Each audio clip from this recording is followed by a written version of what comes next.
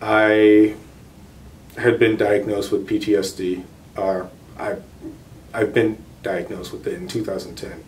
I got out in 2008 without really seeking any help for it.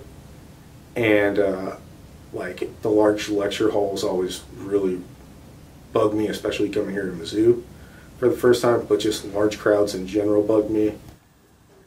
Sean McLafferty is a student assistant at the MU Veterans Center on campus. He's a student veteran who was diagnosed with post-traumatic stress disorder after coming home from serving in Iraq.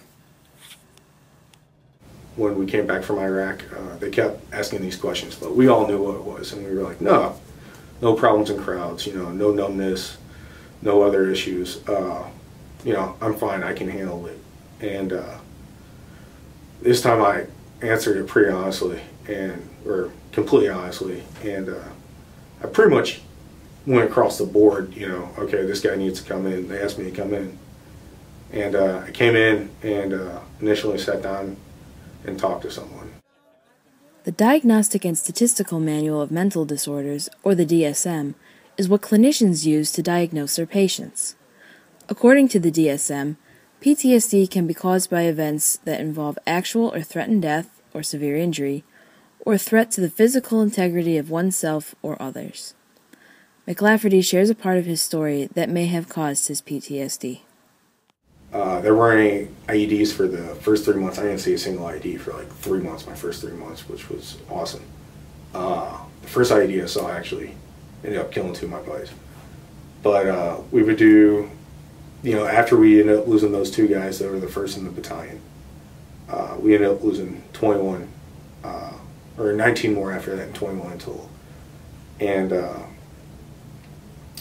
after that, we took more of an offensive role, and it was more like raids at night with Humvees, or I know for a fact I did a dozen air assaults, so like helicopter-borne raids, and that was when I knew I was at 12, was halfway through deployment, so I guess it would average out to 24, but I know 12 for a fact, and just doing stuff like that. And for the most part, I was either a machine gunner on the helicopter with a 7.62 machine gun, or I would be rolling around the turret of a Humvee with either a 7.62 machine gun or a 50 cal machine gun.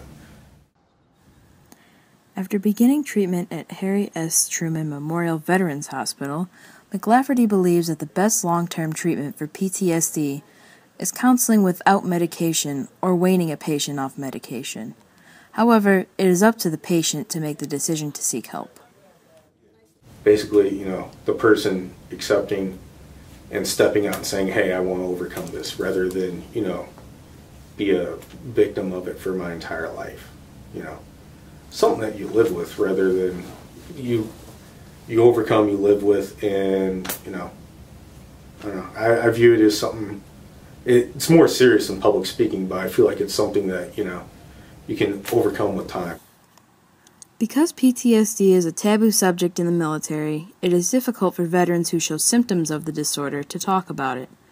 For now, McLafferty feels that there will always be a stigma surrounding PTSD, but he encourages discussion of the disorder with other veterans in order to break it down.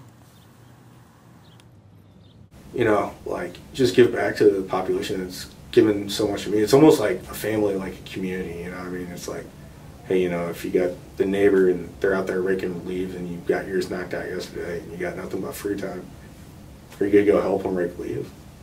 Yeah, why not? Makes you feel better, makes them feel better. Everything ends up working a lot better.